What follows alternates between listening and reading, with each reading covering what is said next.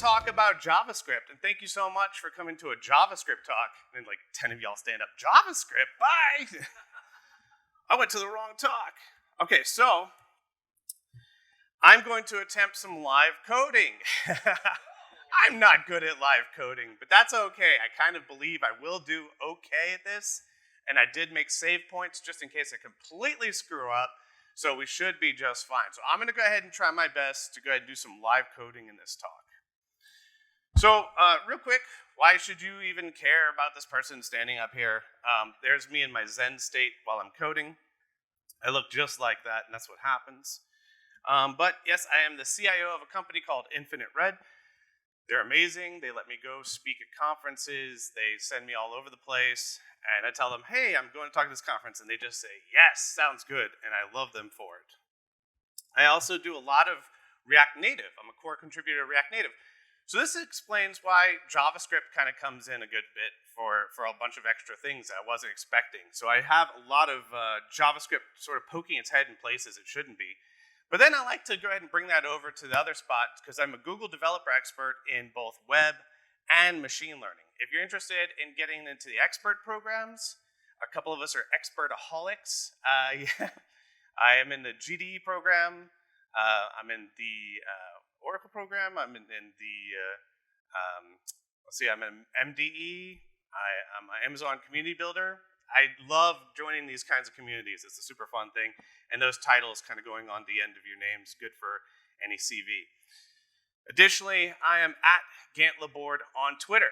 Now, that's going to be really important here in a moment because I also am an O'Reilly author on exactly this subject, doing TensorFlow JS, doing AI in JavaScript. So since I've been published in that, it's a fantastic book, and I brought some signed copies. They should be signed. If they're not, I'll sign them for you.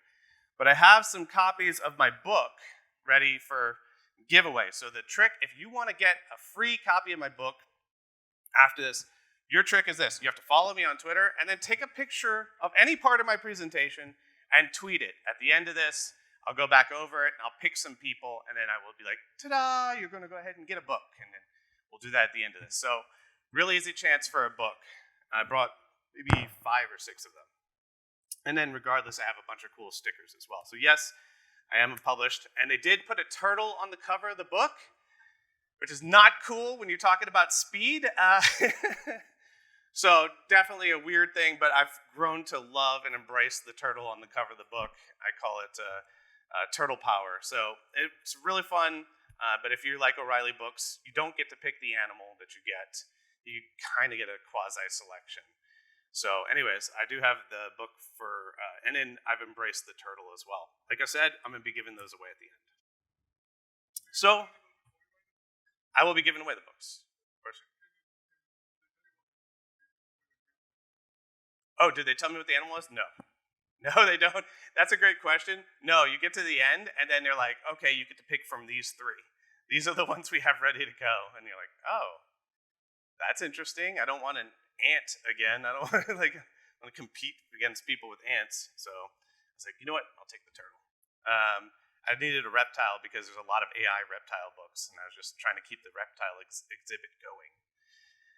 So I want to know a little bit about my audience as well. How many of you, raise your hand if you have at least got a basic interest involved in machine learning? You understand it decently.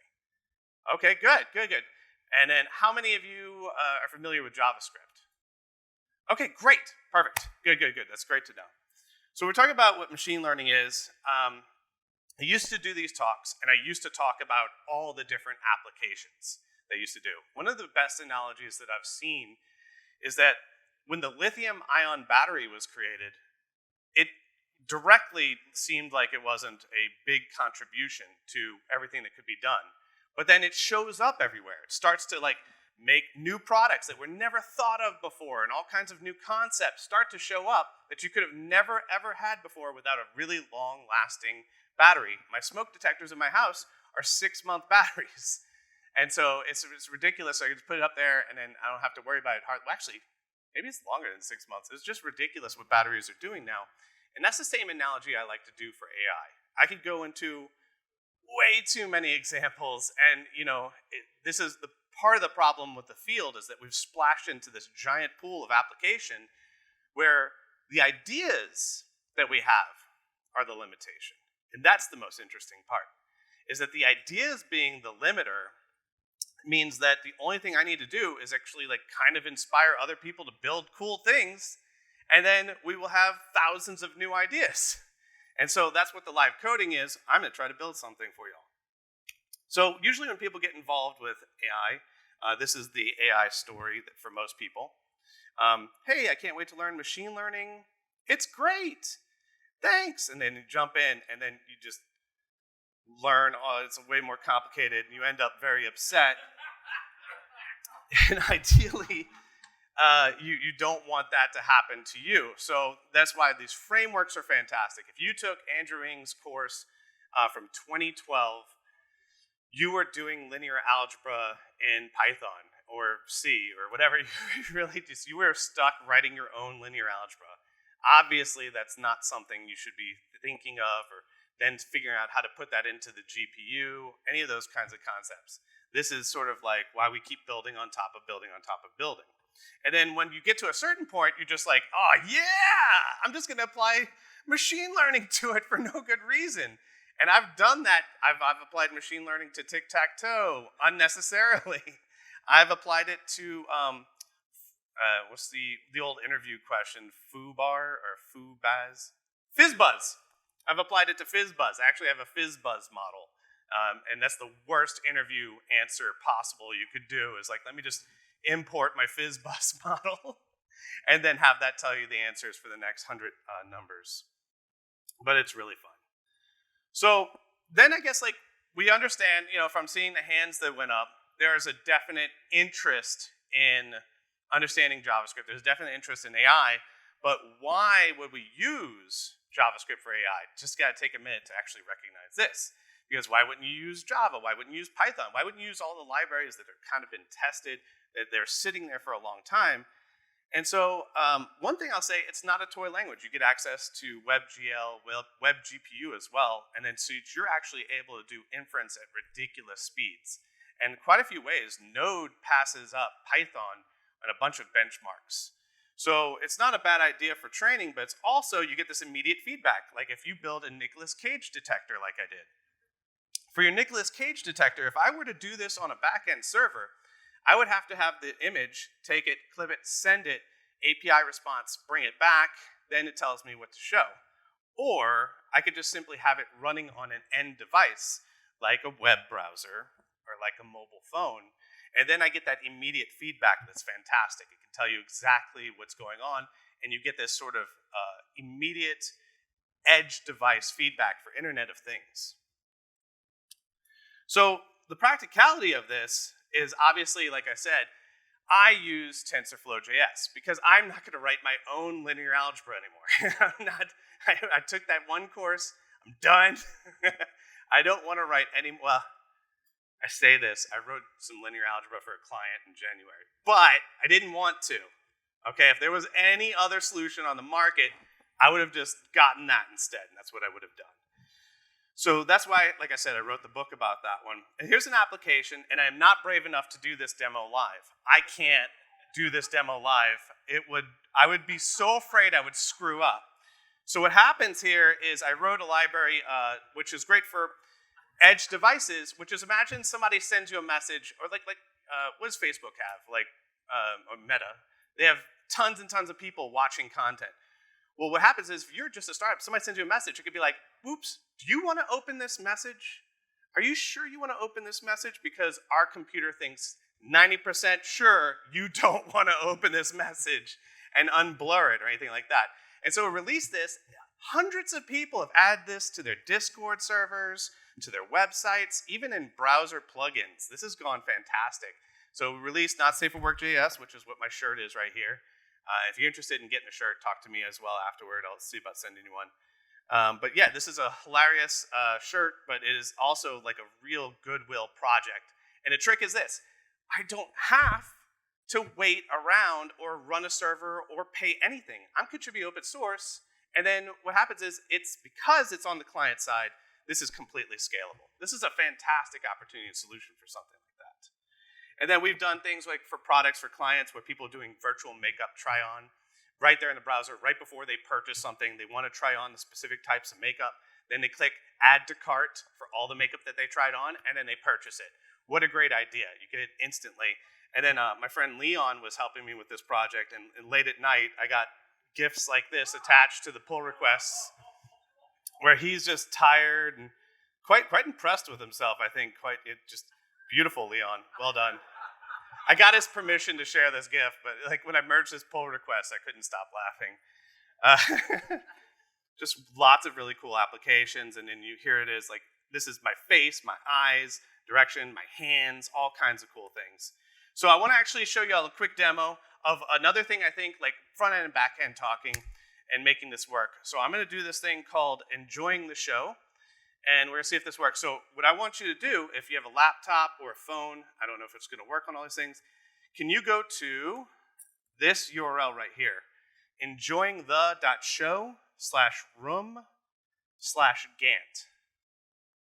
And my idea here is just to really hammer it home of some kind of like fun application of TensorFlow JS before we dig into like actually writing some stuff. And it's so easy to come up with these ideas once you know how to do it. There's just way too many ideas. Another thing you could do is go to enjoyingthe.show and then type in, when it asks for the room name that you want to join, you could say Gant. And so I'm going to check to see if anybody's joined over here yet. Don't see anybody in here yet. And it will ask for your camera. Yes. Yeah, sorry about that. I know I went too fast. So enjoyingthe.show/room/Gant. I should have done a QR code, right? That would have been the smart thing.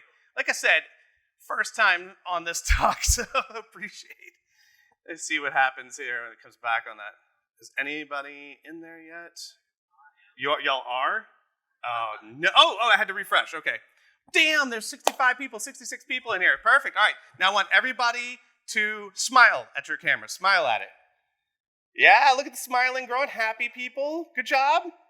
Why is one of you just constantly disgusted? What is happening? All right, now everybody make an angry face. Just like angry. I see the anger bar is growing. That's the red at the top. What's happening? Stop showing it? Oh, that's crazy. So what's funny is on the other side, I'm able to watch this stuff. A lot of y'all are becoming more neutral. And then can everybody try to make a sad face? Oh, sad. Let's see if we get sad to grow. Looks, their sad's growing a bit there. Good. Oh, nice. Oh, that's good. So anyways, this is a fun idea I had for when everything was remote. I couldn't see my audience at all. I couldn't like feel the vibe, so I was giving a remote talk. I was like, cool, you could pull up a room over here on enjoying the show, and I could have like this graph on the other side that lets me know whether or not like how everybody's doing. And it looks like it took a second to update to get everybody in there, but now it looks like it's moving smoothly. So yeah, what's happening there is as you're looking at what's going on, it's not sending a picture of your face to the server. It's identifying your sentiment and then just sending a string, happy, neutral, surprised, sad, sending that immediately over. Did the browser thing stop again? Man, what's going on with this? Okay, well, we'll try. It's okay. It's going off again?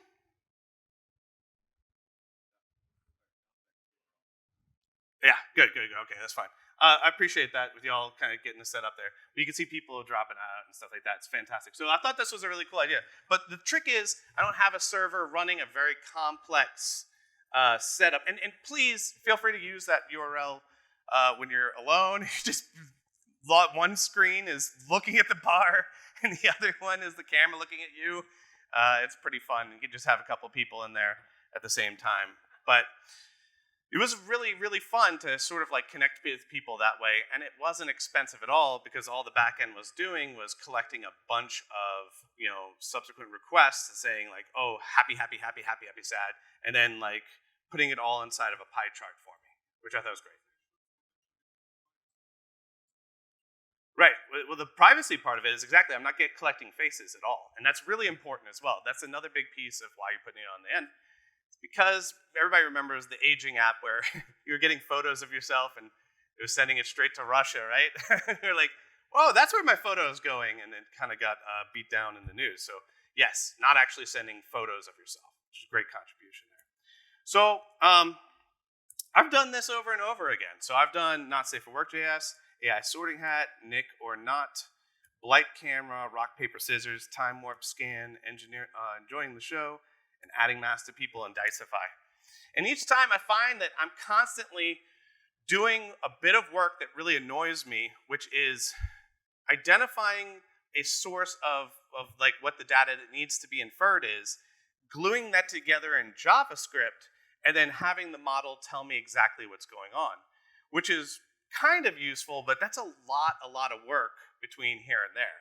And so you see I'm reading an image, read an image, read an image, read webcam, read webcam, read webcam. And it started to get a little bit bothersome because the biggest problem with every new project was how much of the code do I bring over into the new project? And so there's all these great, if you want to do it from scratch, that's what my book's about, right? That's what's a fantastic opportunity for that. But let's say somebody comes to you and says, we want to check for credit cards, or we want to check for this, or we want to check for that. And you don't want to write all that JavaScript, because it used to be, everybody remembers this XKCD about how long it actually takes, how virtually impossible it is just when somebody adds one feature to something, right? Well, that's kind of going away because it's getting easier and easier. But this was me at the beginning of every AI project, and that's me at the end of every AI project. And I needed a solution for that. And so that's why I wanted to go ahead and show you all this idea I have. Stop rewriting the code. So this is a great thing. So we have all these fantastic models out there. I want to show you how you can go get a great model that's already been trained, that's already set, and then you want to glue that to some input, images, video, another thing, or this or that. So like I've shown you several models, and I can probably talk about tons of cool models, but gluing them together is actually the hardest part, I think. And so yes, I did go with making this thing called AI Lab, and yes, it is open source. So let's go ahead and live code. Dun, dun, dun. All right, so no more fun animations or anything like that for a little bit. Can everybody see this font size and everything? Does it look good? All right, so what I'm doing here is, how many of you are familiar with React? Okay, I'm going to sort of like skip over some of the concepts for React then, and just kind of get that in place. But what I have quite simply here, a simple React website, and what it's displaying is, if you take a look here on line 25 and 26, if a model has been loaded, or is not loaded, then show loading. And if it has loaded, then say, let's go. And so I have, let's see here. So that's where the code's at right now, right? So I want to come up with this really cool idea of simply person detection. Let's say you want to write a web page, and you want it to say, if a person is detected on this webcam, then you could go, like, where's my Twilio people? Like, you could send me a text message, or you could do whatever you need to do. Just if I want to make sure I'm not going to get a person, maybe you could do it like after hours. Like, a person shouldn't be at the mall after it's closed or something like that. That's a great idea for a camera. Did it do it again? It's not me. Maybe it's back. All right, thank you. Please let me know if that thing continues to do that, and that way I make sure to do it. So you can go get a model, and so for getting a model, there's this thing called TensorFlow Hub where they have a ton of different models there. So if I want to detect a person, I could say I want something that's going to work for TensorFlow JS, and then I'm going to say I would like it to, for the problem, I would like it to do image, object detection, and then say, all right, cool. So you've got all these things here. So one of the ones I like a lot is called MobileNet. And so here we have MobileNet SSD model version 2. So if I click here, it gives me a JavaScript URL, and I can copy the URL to that model. So here's a model I haven't done anything with. Like, I have no amount of work that I've put into it. I trust that the Google team has done a decent job in figuring out different things that they can do. And one of the things that they can kind of identify here is inside of this object detection model. They have a listing, and I don't know where their listing is. It's probably one of these. But they have all the things it can detect. And just trust me on this one, because I did a little bit of prep there. This one can detect people, okay? People is class 0 on this model. All right, so I just go grab that model. And so what I want to do now is I want to go ahead and just load that model in, right? So classic, I need to go up here, and I need to have TensorFlow JS, and I need to have AI Lab. I don't have to have it yet, but I want to load it real quick. And then what I'm going to do first is I'm going to say tf.load graph model, okay? And then I'm going to paste that path right there. And then what I want to do is I want to say .then loaded model, and I want to put it in to this set model right there, loaded model. And what this should do, I believe that should work. I need to do another parenthesis here. Then, yeah, thank you, like that. Perfect. When I save it, should format it prettier. So what I have here is now I've just loaded this model that I'm not normally using, and then I'm going to go ahead and I'm going to bring in something called AI Lab Local Video. And AI Lab Local Video is a component where I will just simply be able to glue some sort of like media thing, like video, with the model within a few lines of code. So that component will go ahead and glue those together for me and give me a bunch of features. So instead of saying, let's go, which by the way, it should say that now, I think. Let's see if it's the right one. So load that. It's going to go ahead and load the model. But what I can do now is instead of saying model and let's go, I could say, all right, let's start doing a simple component here. And this simple component is going to give us the ability to do all kinds of stuff. So AI Lab Local Video. It is really hard to type down on one of these podiums like this. All right, you know what? I'm switching modes. I do have a backup. I'm calling an audible. So what I'm going to do is I'm going to explain the code, but I'm going to pull my pre-written code up rather than typing it and making y'all watch me type poorly. Does that sound good? Y'all like, Gant, where'd you learn to type, dude? Okay, so I have app detect person. Okay, so this is basically the difference between the code. So I'm loading the model, and then right here you can see instead I have an AI local video. So I want to just explain this component real quick. One, it's taking the parameter of the model inside, and then it takes the configuration for that model. So the configuration lets me do all kinds of little extra things. I can change the threshold for what a person actually is or isn't. And then I can go ahead and filter here for only detect people. So I'm telling it, I only want you to give me the detection of people there.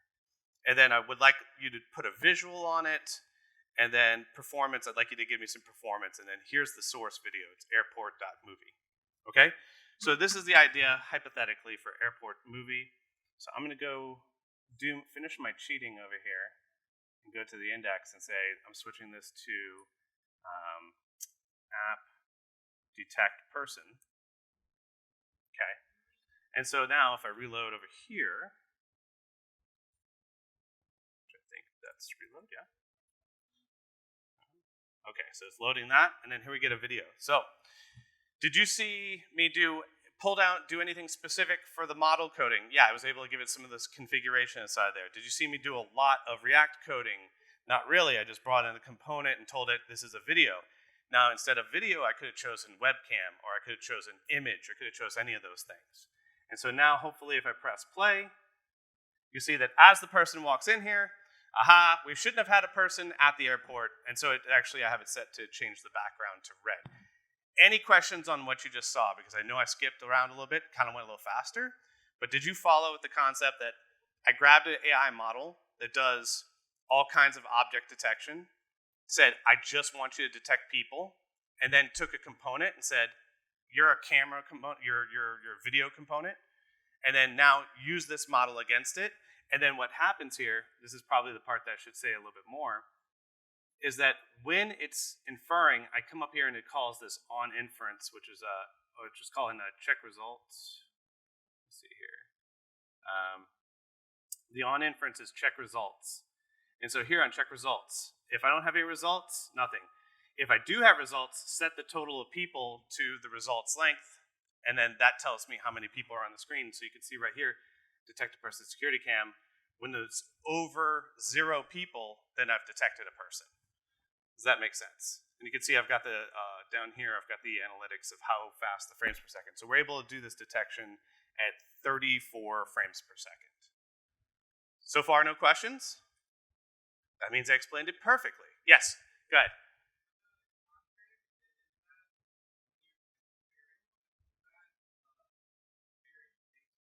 The model. Yep. Yeah. Yes. Yeah. So if you're using a model that's just classification, you just want to see if this is a video of a person where that's the predominant thing, then yeah, you would have a different configuration for that. And the configurations that are supported will continue to grow in the open source as we add more models, configuration support to make it even easier. But then you can always just kind of like drop down and send the configuration to the model itself. So you could use this on your front yard.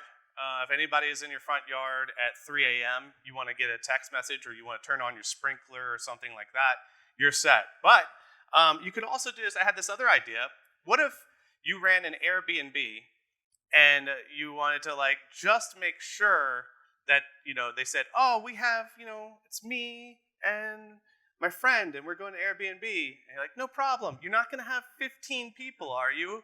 And they're like, no, you're not going to have 15 people. Now, this is a weird part where AI gets into ethics because people just don't trust any of this stuff yet.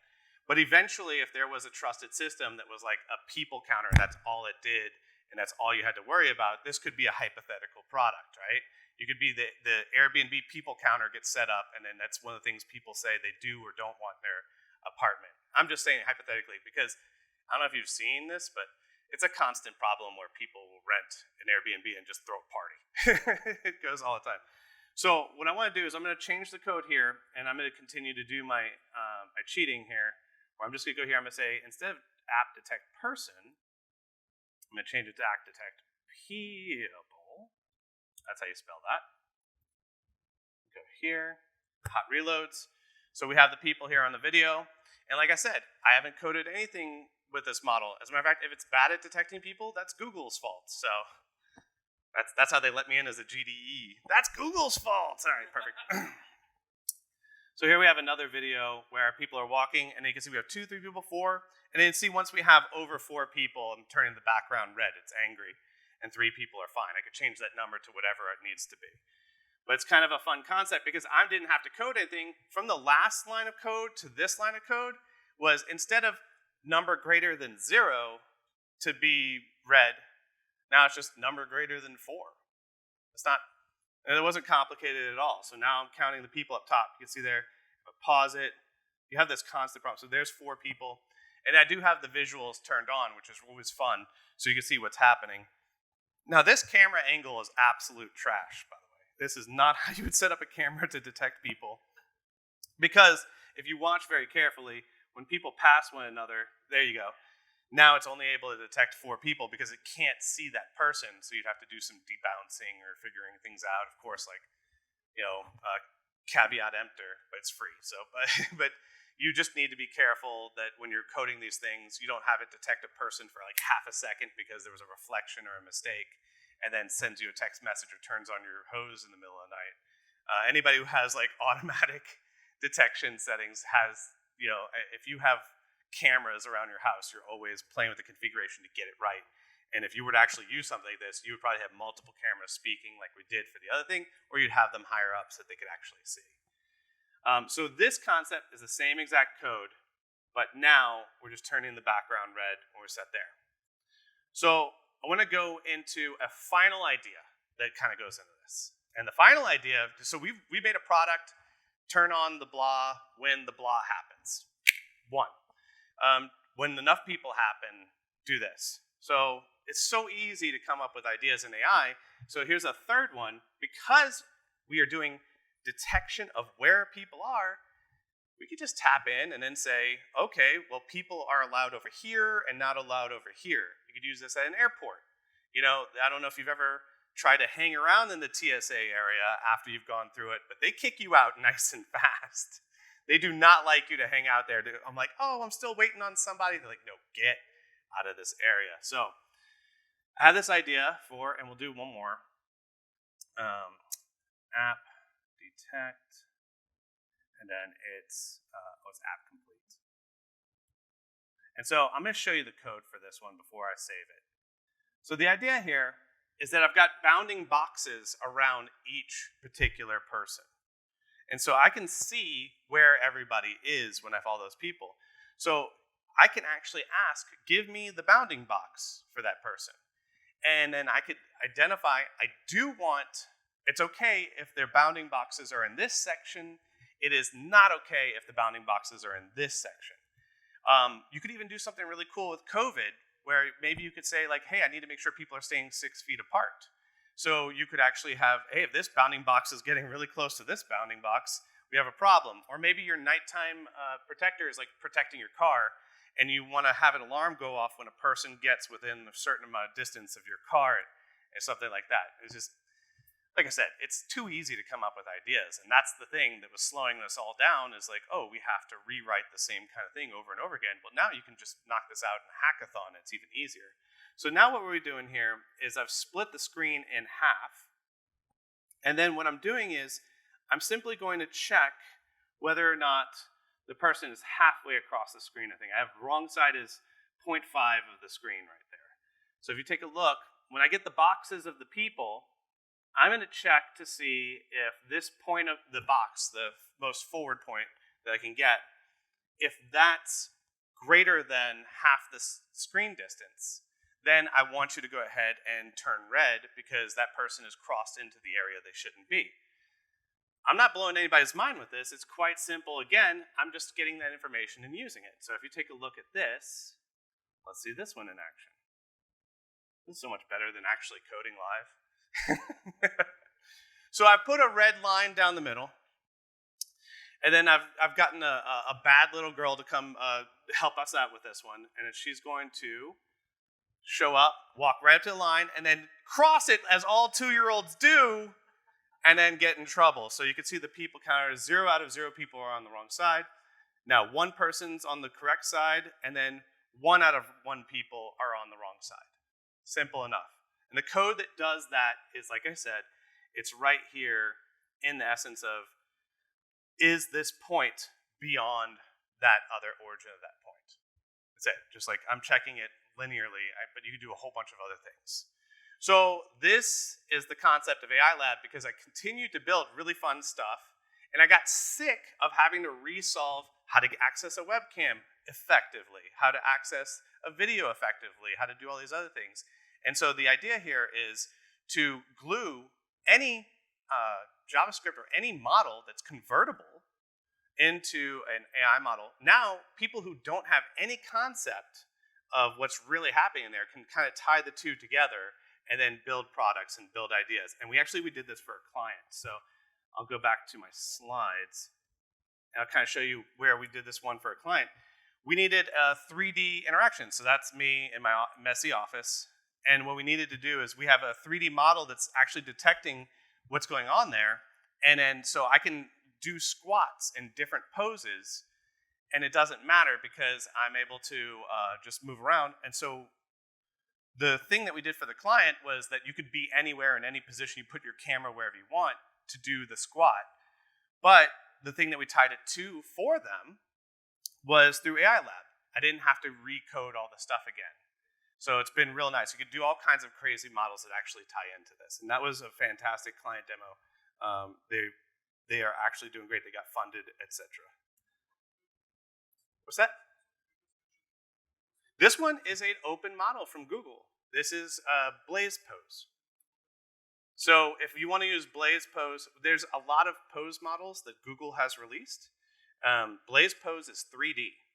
And so it's a really cool concept that if most models if I turn, one of the things that they do differently is that if I turn my body, since it's a 2D, it's really hard because a person doing a squat this way, while it's the same motion, it looks very different in 2D, in a 2D position. So we just glued it to Google's 3D model, normalized everybody so they're always facing the camera, and now when we're doing squats, it works perfectly. It's pretty cool. They're detecting the person, yes. Shooting? Will they detect, like... Oh, detect if a person's shooting a gun or something? The posture, that would be a great one. There's also, I hate to say like how cool but dangerous this is, but like they have, security guards can't watch 50 monitors anymore, but you can do gun detection models on 50 cameras, and it says, pay attention to monitor 3, we're detecting a gun. It'd be amazing. And the whole thing turns red because it's apparently how I do all my code now. The background turns red every time. So what's next with this is that I would like for everybody to give it a go if they get a chance. Try it out if you're interested in any of this stuff. Come up with an idea, chat with me on Twitter, and say, this is what I wish I could build, and let's do it. I've already done that with someone. Someone came up with an idea. It was a politically funny idea, so I'm not going to mention it. But what happens was he was sick of seeing someone's face, so he made a plugin that turns that person's political face into dogs. So it's just photos of dogs on Twitter instead. It was pretty entertaining, but I helped them make that, and I'm happy to help y'all check out some of these things because I do plan on adding this to React Native. Oh, hello. To React Native as well, so it can be easily done on mobile devices. I saw we have a question. Yes.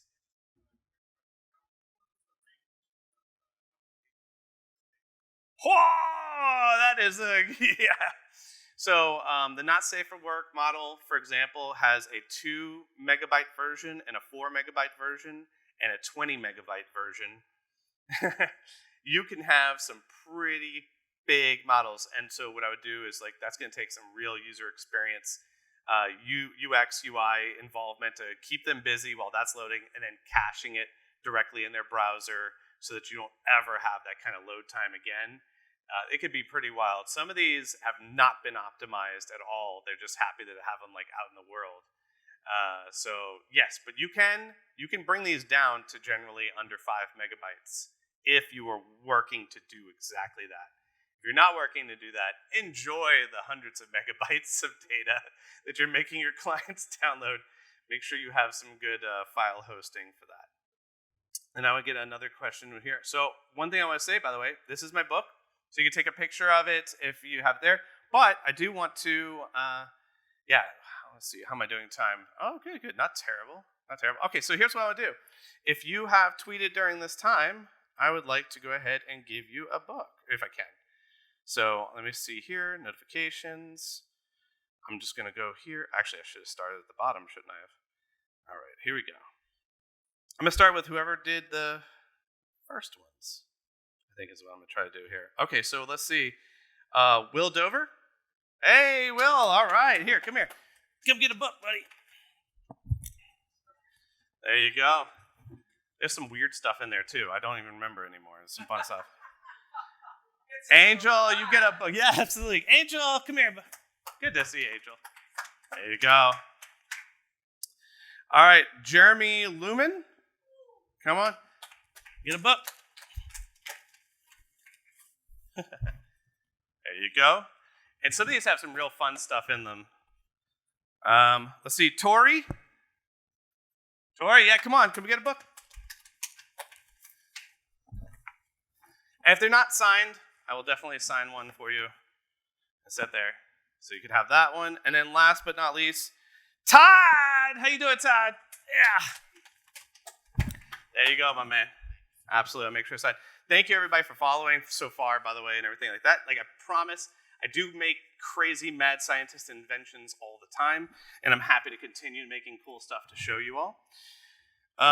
Definitely, I want to say thanks so much for Infinite Red, just allowing me to work on open source, build these kinds of things, come talk about it at client projects. If you have a React Native app please come talk to us. That's one of the ones where we're really, really, really specialized 100%. And we're probably the best React Native company in the entire US, to be honest, because we throw the conference, we do the React Native radio podcast, and we do the newsletter. So I don't know if there's any other things that we could possibly run for them, we'll do that. And then lastly, I want to say I definitely want to chat with you about your ideas. This talk is the first time some of us will meet, but it's definitely not the last. Come talk to me out there in the hallways. I have lots of stickers. I have TensorFlow JS stickers. I have Gant stickers. I have all kinds of cool things. Come chat with me. Tell me your ideas, and then we'll definitely check that out. And so before I get to the end here, any last questions? That means everything was explained perfectly again. All right, thanks everybody. Have a good one.